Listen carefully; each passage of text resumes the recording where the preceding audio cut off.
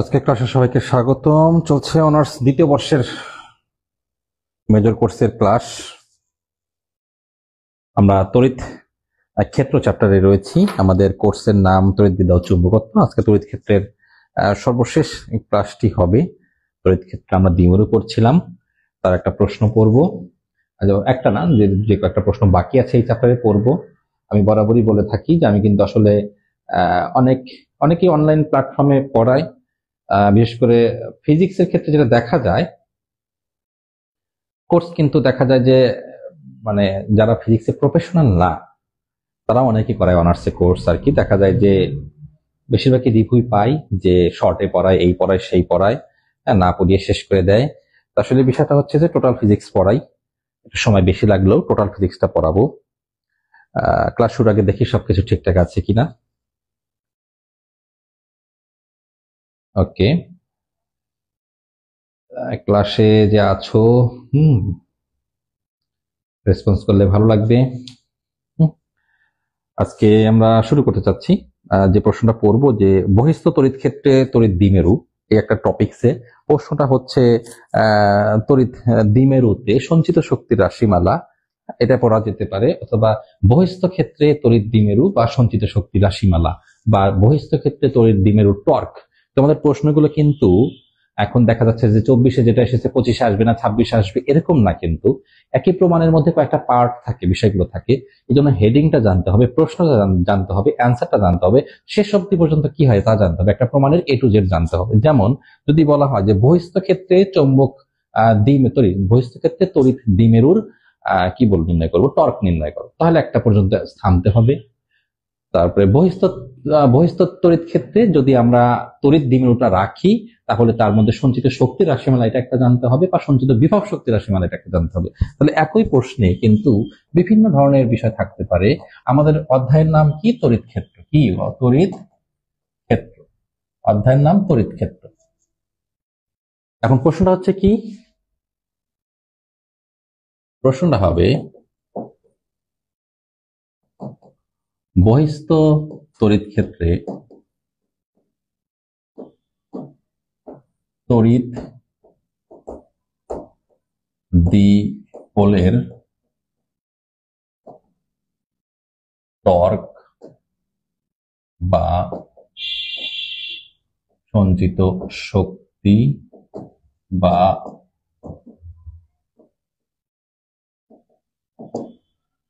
বিভব শক্তির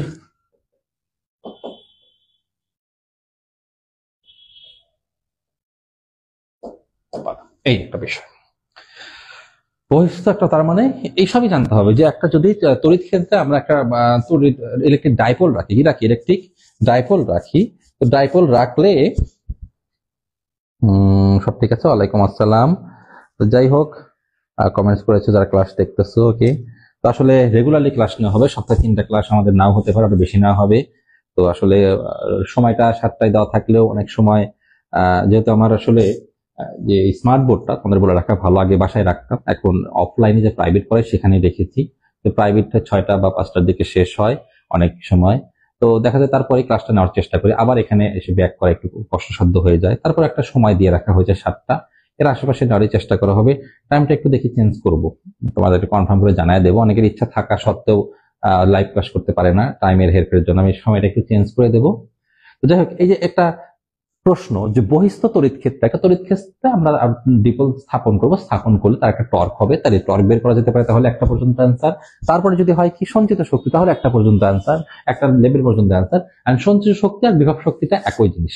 বা এই টর্কের তড়িৎ বহিস্থ তড়িৎ ক্ষেত্রে যদি তড়িৎ দ্বিপোলটা টর্ক হয় বা ঘূর্ণনের জন্য কৃত কাজ, সরি এটা একটা কি হতে পারে, বা কৃত কাজের রাশিমালা। যখনই তোমার একটা জিনিস ঘুরবে, তো ঘূর্ণনের জন্য কৃতকাজ আসে, কিন্তু যাহা কৃতকাজ তাহাই সঞ্চিত শক্তি, তাহাই বিভব শক্তি। একবার এক একটা আসলো, তার মানে দেখো বৈচিত্র্য। প্রশ্ন একটা, তার মানে তোমাকে বুঝে শুনে আগাইতে হবে, বুঝে শুনে পড়তে হবে।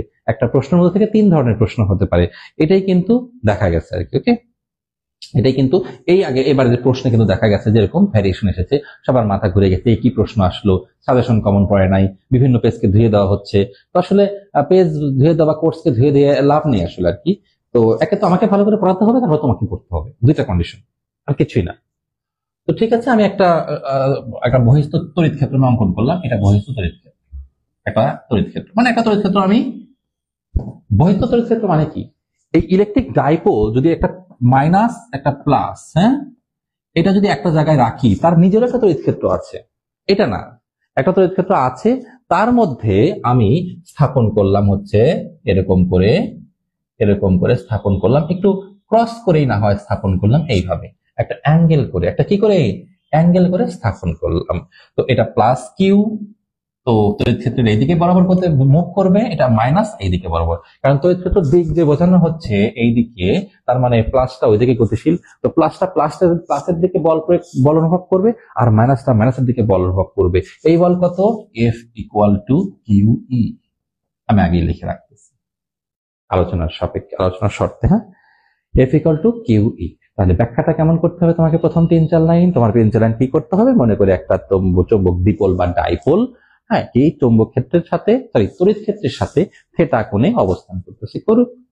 তাহলে তাদের উপর বিপরীতমুখী একটা বল কাজ করবে, কারণ একটা প্লাস একটা মাইনাস, একটা তড়িৎ ক্ষেত্রের দিকে, একটা তড়িৎ ক্ষেত্রের বিপরীত দিকে। তাহলে এই ক্ষেত্রে বল কি হবে? তড়িৎ বল। অতএব তড়িৎ বল F সমান সমান কিউ ই। এখন সমধর্মী সমপরিমাণ বল মানে সমমানের বল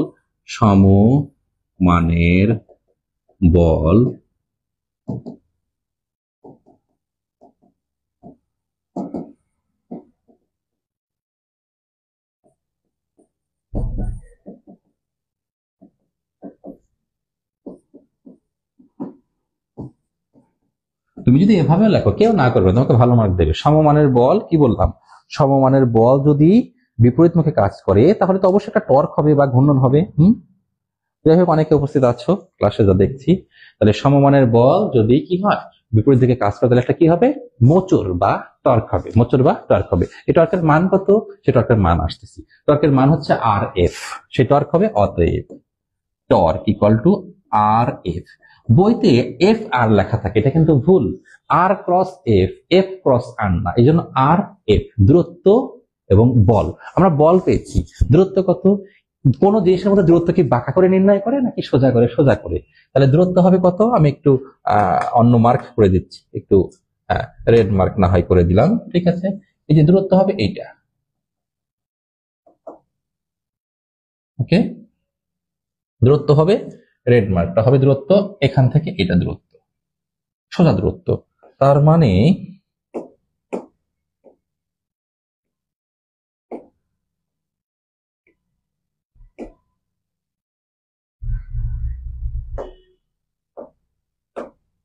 আচ্ছা, তার অর্থ কি?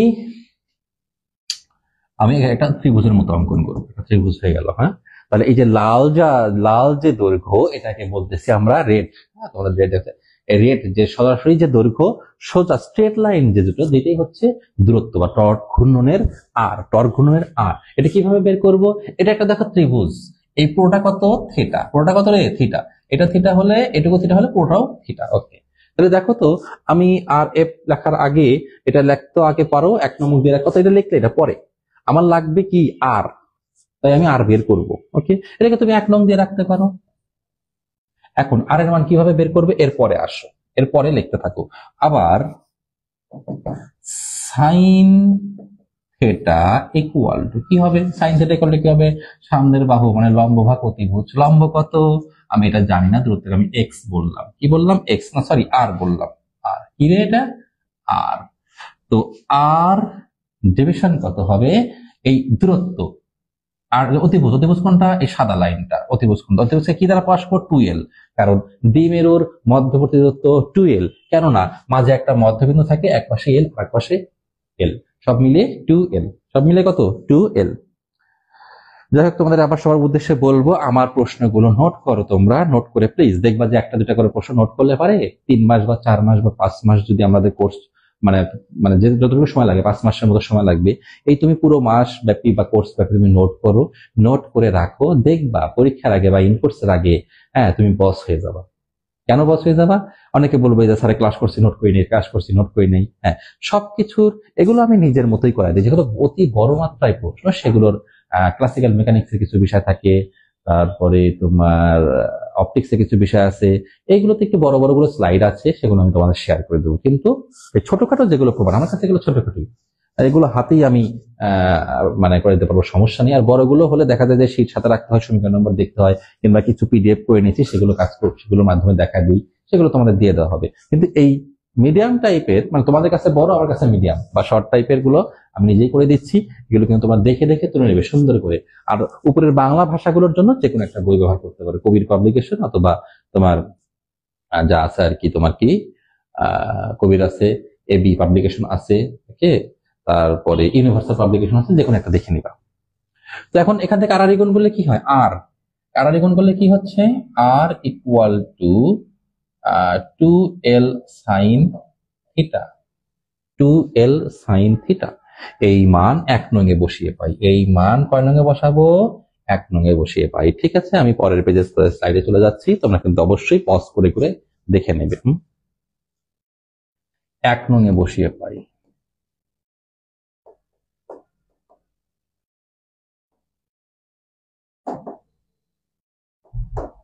F equal to QE, F equal to tau equal to RF, R হচ্ছে 2l sin theta, F হচ্ছে QE। দেখো 2l QE sin theta, এটাকে বলা হয় P।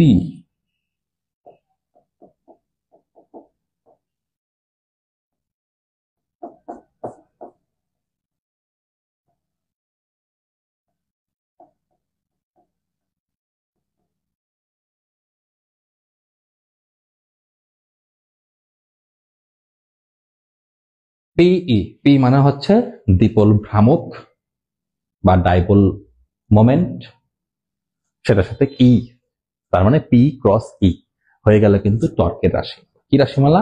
টর্কের রাশিমালা কিন্তু হয়ে গেল। এরপর যত ঘূর্ণন হয়, তাহলে ঘূর্ণনের জন্য কৃত কাজটাই হবে হচ্ছে, কি বললাম, কৃত কাজটাই কি হবে? ঘূর্ণনের জন্য কৃত কাজটাই হবে কিসের রাশিমালা? সঞ্চিত শক্তির রাশিমালা।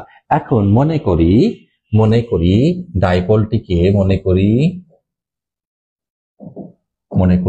ডাইপোলটি কি আছে?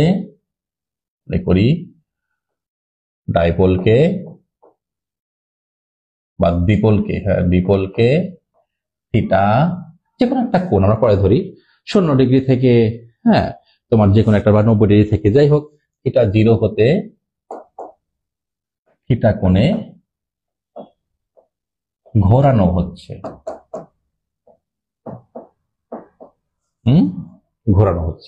ঘোরাবো আমি কত কিনে? একটা যে কোনো একটা কোণ আছে, ধরো খারাপ ভাবে রাখছি, 90 ডিগ্রিতে রাখছি, ওই বাঁকা করে না রেখে 90 ডিগ্রি রাখছি, এই যে এখানে এরকম বাঁকা করে না রেখে 90 ডিগ্রিতে রেখে যে কোনো একটা কোণে আমি ঘুরাবো, ওকে, যে কোনো একটা কোণে ঘোরাবো। তখন তাহলে কৃতকাজ কেমন হবে? ঘূর্ণনের জন্য কৃতকাজ W equal to integration of theta not to theta tau d theta. এটাকে বলে ঘূর্ণনের জন্য কৃতকাজ। এই কৃতকাজটাই সঞ্চিত শক্তি হিসাবে রিজার্ভ থাকবে, সঞ্চিত শক্তির রাশিমালা। ঠিক আছে, হয়ে গেল। তো এটা ঘূর্ণনের জন্য কৃতকাজ কোথায়? কাজ শক্তি ক্ষমতার মধ্যে ইন্টারমিডিয়েট পড়ানো হয়েছে অথবা বলবিদ্যা কোর্সে কিন্তু আছে ঘূর্ণনের জন্য কৃতকাজ, কিংবা না ওই বলবিদ্যা কোর্সের শেষের দিকে যে ঘূর্ণন গতিবিদ্যা ও মানে স্মৃতিবিদ্যা, ওইগুলোর মধ্যে কিন্তু আছে এই ঘূর্ণনের জন্য কৃতকাজের রাশিমালা। তাহলে ডাব্লু ইকুয়াল টু, ডাব্লু ও লেখে, ইউ লেখে, থিটা নট থিটা টাউ মানে কত? PE sine theta d theta. তাহলে আমাদের ডাব্লু কি হবে? পিই, এটা বের হয়ে আসবে, এটা ধ্রুবমান পিই, কাজ করবে কার উপর? থিটার সাপেক্ষে, theta not theta sine theta day theta. Clear? দেখো এরপরের স্লাইডে আমি যাচ্ছি। তাহলে ডাব্লু ইকুয়াল টু পিই ইন্টিগ্রেশন, তোমরা এটাও করতে পারো যে আমার এখান থেকে স্ক্রিনশট নিয়ে তোমরা শেয়ার দিতে পারো স্ক্রিনটা শুধু রেখে, কিংবা আমি এরকম করতে পারি কিছু কিছু জিনিস, ধরো এটা হয়ে গেল, আমি এখান থেকে স্ক্রিনশট দিয়ে কিংবা ছবি তুলে কিন্তু আমি তোমাদের শেয়ার করতে পারি, সেগুলো করা যাবে, সমস্যা নেই। পিই, ওকে, আবার লিখে নিচ্ছি, যদি ওটা ওই পেজ থেকে এই পেজে এসেছি, সাইন থিটা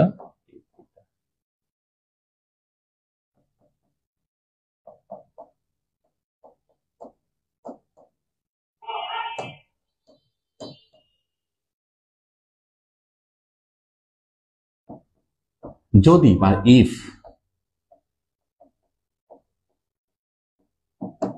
মানে খাড়া অবস্থানে রাখবো তারপরে সরাবো যে কোনো করে থিটা হয়, অতএব ডাব্লু সমান সমান পিই মাইনাস কস থিটা 90 থেকে থিটা, W equal to PE upper limit আগে মাইনাস কস থিটা মাইনাস মাইনাসে প্লাস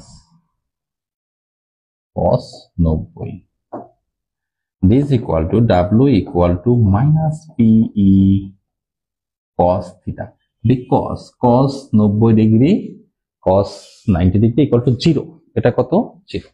একটা টার্মকে আমরা ক্যান্সেল করার জন্য, ক্যান্সেল আউট করার জন্য জাস্ট 90 ধরেছি, যাতে আমাদের শুধু কজের একটা থিটার টার্ম একটা থাকে, দুইটার দরকার নাই।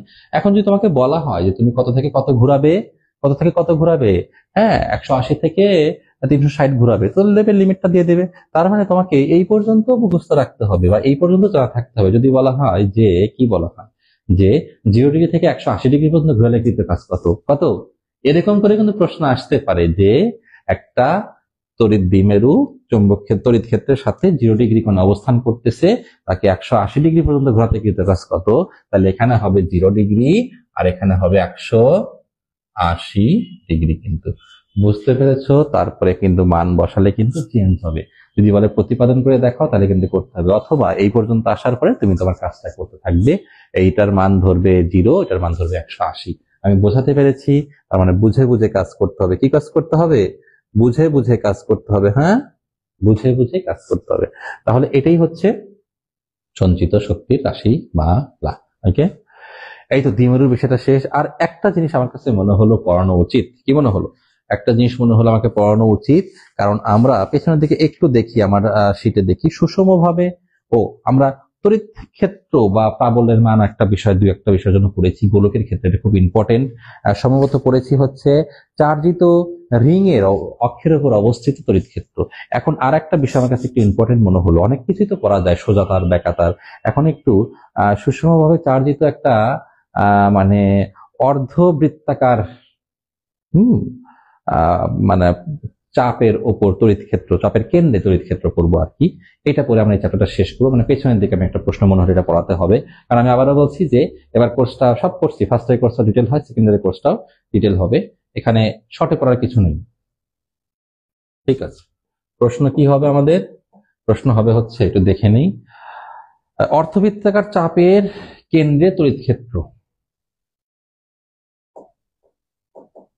সুষমভাবে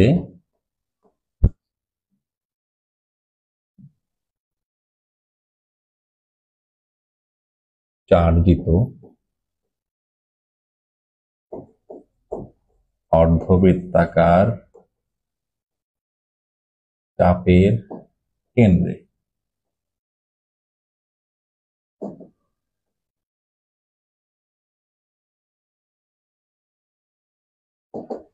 বা পাবলের রাশিমালা প্রতিপাদন করো।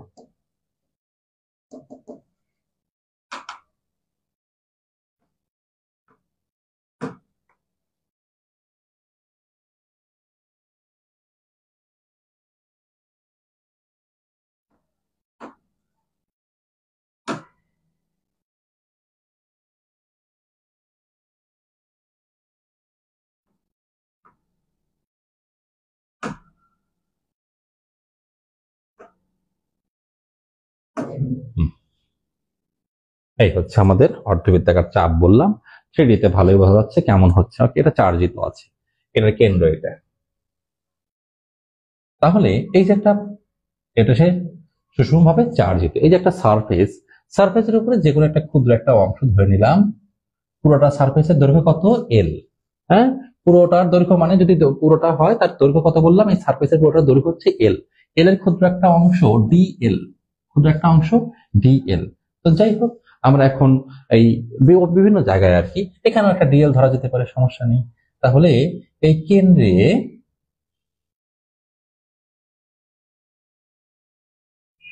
এরকম করে,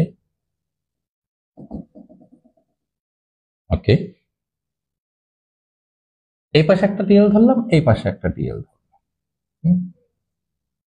কেন্দ্র হচ্ছে ই, সরি কেন্দ্র ও, ওতে আমি কি নির্ণয় করব, তড়িৎ ক্ষেত্র বা প্রাবল্য নির্ণয় করব। ওকে, ভালো কথা।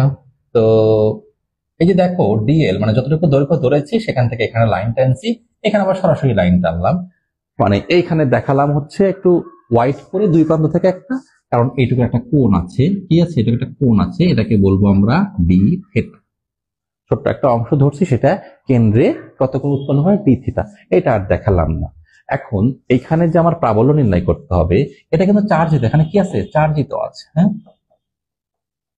চার্জিত মানে কিন্তু সবসময় পজিটিভলি চার্জিত, নেগেটিভলি চার্জিত কিন্তু হয় না, কারণ তড়িৎ ক্ষেত্র তৈরি হয় প্লাস দ্বারা। ওকে, ওকে, এখন আমি একটু দেখি যে এই প্লাস চার্জ কোথায় নির্ণয় করবে, এখানে যেখানে প্রাবল্য নির্ণয় করবা সেখানে মনে মনে একটা কি ধরতে হবে, plus charge, test charge, plus 1C। তো এই প্লাস চার্জ ডিএল এর যতটুকু চার্জ আছে, হ্যাঁ, তাকে এখানে কি করবে, ডিএল এর যতটুকু প্লাস চার্জ আছে এই প্লাস চার্জকে আকর্ষণ বিকর্ষণের দিকে সরায় দেবে। এই প্লাস চার্জ এখানকার প্লাস চার্জ অংশ এখানকার প্লাস চার্জ অংশকে বিকর্ষণ করে সরায় দেবে। ওকে, এগুলো ধরলাম থেটা, এগুলো ধরলাম থেটা, এই সবই হবে থেটা। আর এই দুইটা, এটা E1 এটা E2 একই মান, বা ই এবং ই একই, এই দুইটার লব্ধি হবে এইটা। হুম, আমি ই না বলে কি বললাম, ডিই, কারণ এটা হচ্ছে ক্ষুদ্র অংশের জন্য ডিই, ক্ষুদ্র অংশের জন্য ডিই, আর টোটাল অংশের জন্য ই। এইটা, এই গেল আমাদের বর্ণনা, কি গেল আমাদের বর্ণনা গেল। এখন কথা হচ্ছে, মনে করি,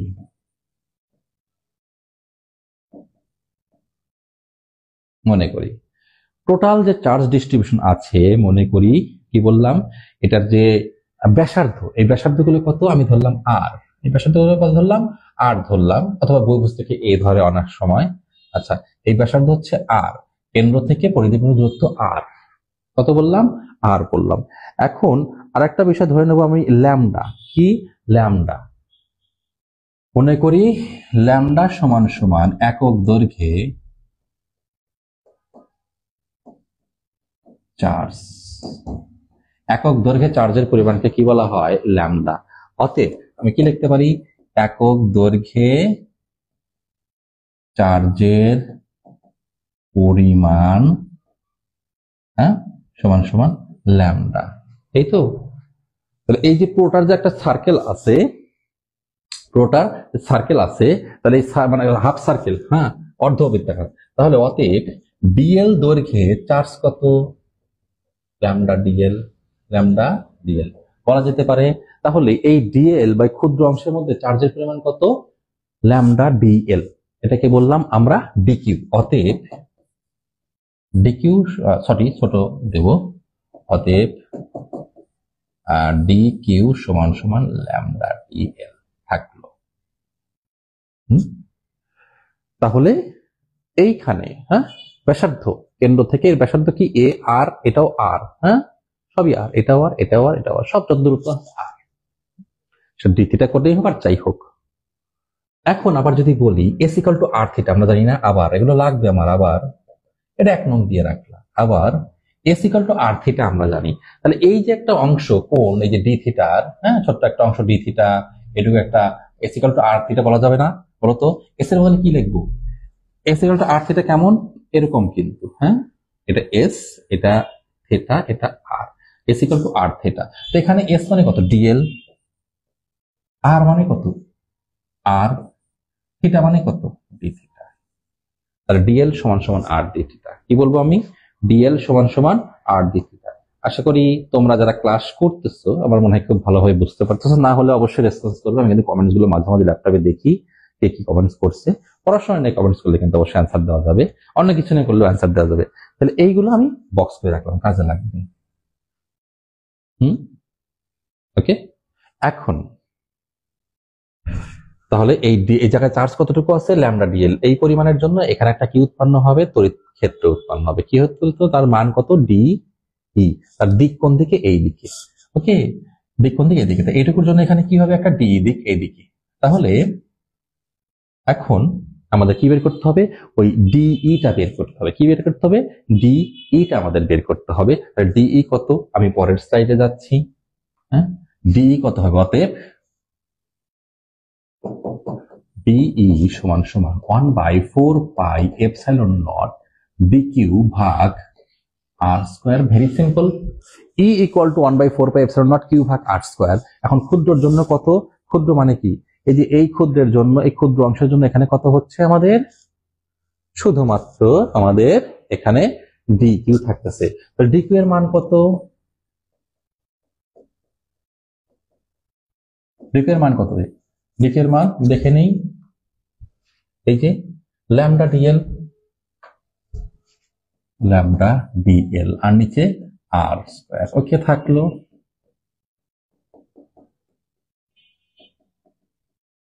ল্যামডা ডিএল। তাহলে এখন দেখি তার কিছু আছে নাকি, আমার ডিএল আছে আর ডি থিটা। কি, আর ডি থিটা, ডিএল মানে আর ডি থিটা। ঠিক আছে, দেখি আমার সেটার সাথে সব ঠিক আছে কিনা।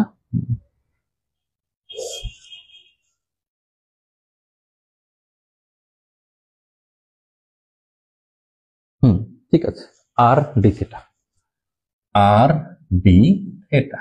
ওকে, থাকলো। আর নিচে সরি ল্যামডা আর স্কয়ার, আর ডি এর মানে হচ্ছে আর ডি থিটা। ওকে, কাটাকাটি হতে পারে, এখান থেকে একটা আর কমিয়ে দাও।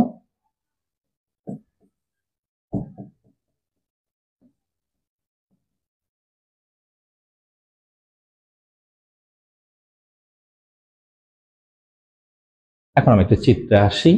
তাহলে এটা কয়টা ডিই, দুইটা হবে। ওই পাশের জন্য একটা, তার মানে ডিই কয়টা হচ্ছে, ডিই কয়টা হচ্ছে, ডি কিন্তু দুইটা হচ্ছে। এটার জন্য একটা ডিই, এটার জন্য একটা ডিই।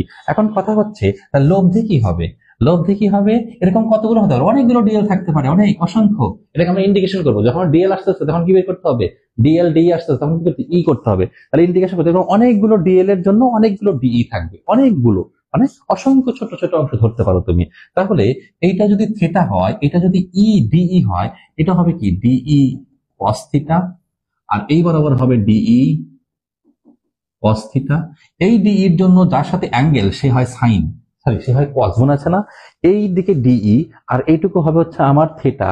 এটা থিটা হলে এটা থিটা, এটা থিটা হলে এটা থিটা, এটা থিটা হলে এটা থিটা। এটাই তো। তাহলে এই যে যার সাথে অ্যাঙ্গেল আছে,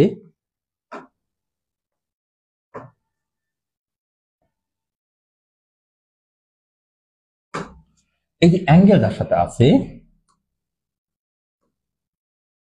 এই অ্যাঙ্গেল যার সাথে আছে, এই অংশটা কি হবে, ডিই কস থিটা। আর এই অ্যাঙ্গেল যে আছে, এই অংশটা হবে ডিই কস থিটা। এই ডিই কস থিটা, এই ডিই কস থিটাকে ক্যান্সেল করে দেবে, ভ্যানিশ। পরস্পর বিপরীত দিকে দুটো একই বল কাজ করতেছে, প্রাবল্যের অংশ সেটা ভ্যানিশ হয়ে যাচ্ছে। এখন আমাদের এদিকে কাজ করবে কি, ডিই সাইন থিটা, আবার ডিই সাইন থিটা। এগুলো অনেকগুলো, আমরা তো দুইটা নিয়েছি। তার মানে লব্ধি বরাবর প্রাবল্য কত, ডিই সাইন থিটা। তো সিম্পলি আমরা কি করতে পারি, এটা করতে পারি, অতএব অতএব লব্ধি প্রাবল্য E equal to integration of dE sine of theta. অনেকগুলো sine of theta, dE sine থিটার যোগফল মানে ইন্টিগ্রেশন, যোগফল মানে কি ইন্টিগ্রেশন। এখন লিমিটটা কি হবে, অর্ধবৃত্ত। কি, অর্ধবৃত্ত মানে কি, 0 থেকে পাই, 0 থেকে পাই। খুব সুন্দরভাবে 0 থেকে এখানে পাই বসিয়ে দাও। যদি পূর্ণবৃত্ত হতে কত বলতাম, 0 থেকে 2 পাই, 0 থেকে 2 পাই। খুবই সহজ, কিন্তু কিন্তু একটু ক্রিটিক্যাল আছে, মানে বুঝতে হবে। তাহলে এখন কি হচ্ছে, আমি মানটা বসিয়ে দেব, ই ইকুয়াল টু, এটা বুঝবো তা কি, ডিই সাইন থিটা কিন্তু। ওকে, তাহলে এখন আমরা মানগুলো বসিয়ে দেব, 0 to পাই, আর ডি এর মানটা এখানে বসিয়ে দিই আমি 1/4 pi epsilon naught lambda r d theta ওরফে সাইন থিটা। পাশে লিখতে হবে কিন্তু ওরফে বললাম, ওকে। তাহলে ই ইকুয়াল টু এটাকে lambda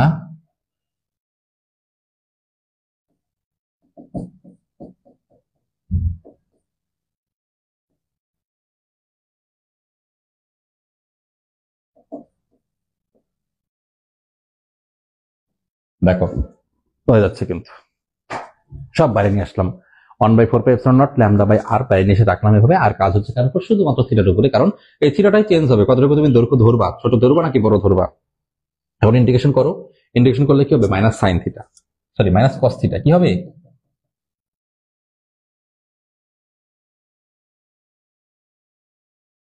minus cos theta 0 to pi, 0 to পাই। ওকে, এরপরে স্লাইড আমি যাচ্ছি।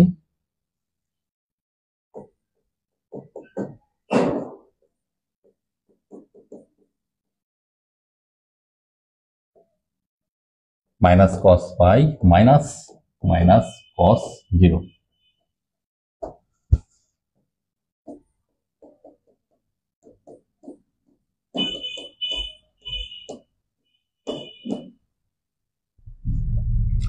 কস পাই মাইনাস কস পাই, তোমরা ক্যালকুলেটর চাপ দিবা। অবশ্যই এটা হবে কিন্তু কি বললাম, হ্যাঁ মাইনাসে মাইনাসে মাইনাস পাই, হ্যাঁ পাই। এটি হচ্ছে cos pi plus cos 0 degree. Calculator চাপ দিয়ে দেখো কস পাই এর মান কত? -1। আমি একটু ভেঙে করাচ্ছি, মাইনাস -1 প্লাস 1 ডিই সমান সমান lambda 4 pi epsilon not r into 2। That means আমি কি করব? 2 কেটে দেব? না, দরকার নাই। 1/4 pi epsilon naught 2 lambda division r. ও সরি, ডিই ডিই ডিই না, এ পাশে তো ডি না, এ পাশে হবে কি শুধু ই।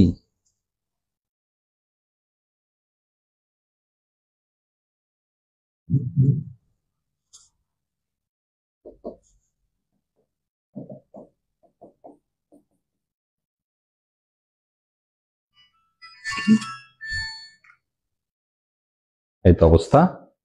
ওকে, এই তো প্রমাণ হয়ে গেল। কিন্তু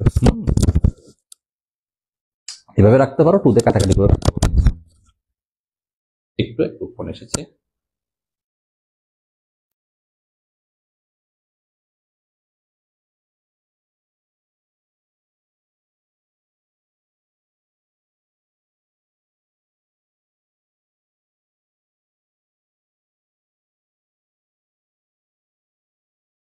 ওকে, তাহলে এই যে প্রমাণ আমরা দেখলাম, এই চ্যাপ্টারে আর কোনো কিছু লাগবে না, যা আছে নোট করে ফেলো। হ্যাঁ, আর লাগুক আর না লাগুক সেটা আমি আছি। ওকে, -1, হ্যাঁ গুড, ভালো কথা, ভালো লাগলো। এই তোমার নামটা কি আসলে? আরবি ওটা দিয়ে আমি নামটা বুঝতে পারি না, খুব ভালো রেসপন্স করো, ভালো। -1 হবে, যাই হোক ভেঙে চুরি করে দিলাম। কস পাই এর মান -1, মাইনাসে প্লাস হয়ে যাবে, 2 হয়ে যাবে, তারপরে কাটাকাটি করে এরকম হবে। তুমি এরকম রাখতে পারো, অথবা এখানে 2 ক্রস করে রাখতে পারো। এটাও আসতে পারে, এটা লিখবা তুমি যদি এরকম আসে E equal to 1 by lambda by 2 pi epsilon not r, এটাও হতে পারে, তাই না? কাটাকাটি করতে পারো, অথবা এভাবে রাখতে পারো। অঙ্কের জন্য এখানে রাখা ভালো, তোমাদের এগুলো অঙ্ক খুব একটা আসে না এগুলো। তো এইভাবে রাখলে এর মানটা হচ্ছে 9 গুণ 10⁹, তাই এটা এইভাবে রাখা হয়। 2 ল্যামডা বাই আর এভাবে রাখলে হবে। যাই কাছে ক্লাসটা এই পর্যন্ত থাকবে তাহলে। আমাদের তড়িৎ ক্ষেত্র চ্যাপ্টার শেষ। এরপরের দিন আমরা গসের সূত্র প্রয়োগ করব। এখানে আমাদের 2টা ক্লাস লাগবে, আর তড়িৎ বিভব করবো। আমরা মোটামুটি ভাবে 5টা-6টা চ্যাপ্টার শেষ করবো রে বাবা, একটা কোর্সে শেষ করব। তারপরে আমরা অচিরেই শুরু করব হচ্ছে তোমার কি ক্লাসিক্যাল মেকানিক্স। হ্যাঁ, ক্লাসিক্যাল মেকানিক্স এর কিছু তোমাদের ক্লাস আমার দেখা যাবে রেকর্ড ক্লাসও সার্ভ করা হবে, কারণ অনেক বড় বড় কিছু ক্লাস রয়েছে। প্রতি বছর না একটু কষ্ট হয়ে যায়, কিছু রেকর্ড ক্লাস দেওয়া হবে, আর বেশিরভাগ কিন্তু লাইভ ক্লাস হবে। তাই তোমাদের ডিমান্ডটা স্যাটিসফাইড বা ফুলফিল করলেই কিন্তু হবে। ওকে, তো ঠিক আছে, ভালো থাকবে। আজকে এই পর্যন্ত, সকলকে অসংখ্য ধন্যবাদ। আর যারা ভর্তি হতে ইচ্ছুক, আমাদের বন্ধু বান্ধব যারা আছে তাদেরকে একটু জানাতে পারো। হ্যাঁ, ওকে, সকলে ভালো থেকো।